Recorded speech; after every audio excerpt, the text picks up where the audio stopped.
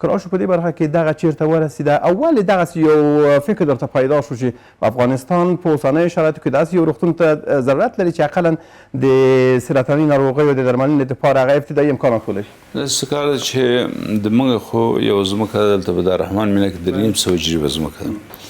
دې کې موږ یو خارک کړی و ورته د شارک جوړېدلو دپاره پلان درلود؟ نو منظور شوی پلان فقط دونه چې شروع یې کړو. دا وخت چې دا موږ یو نیم کال مخکې ودراوه شو کار مو شروع نه کړو. موږ چې دا تیر ده دا ځمکه موږ تقریبا 25 میلیون ډالر اخیستی وه.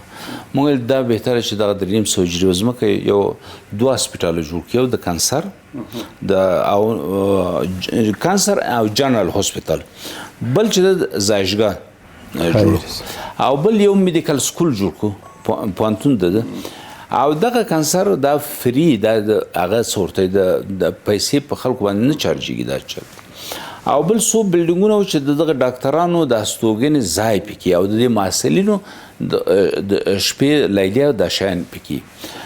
دا ځمکه موضوع لاړه اول تصفیې ته، دا ډېر وخت هم دربر ونیو تصفیې ته لاړه. د تصفیې نه بیا ادارې اراضي ته راغله.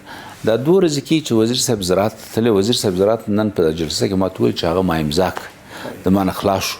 نو هغه ځي ادارې امور ته یو 2 هفتې نور هم چې هغه تعدیل اجازه ورکوي په د هغه شورای وزیران قراردادي ما راغوښتی و، ډیزاین مکمل تکمیل ده، هر څه تکمیل دي. ضربتي کار وکړو چې په جریان د یو نیم کال کې دا پروژه خلاص کړو. د بالخصوص د هسپتال هغه نور کې یو کال نور وخت دربر ونیو، فرق نه خو د هسپتال بخش باید په یو کال کې سره خلاص کړو.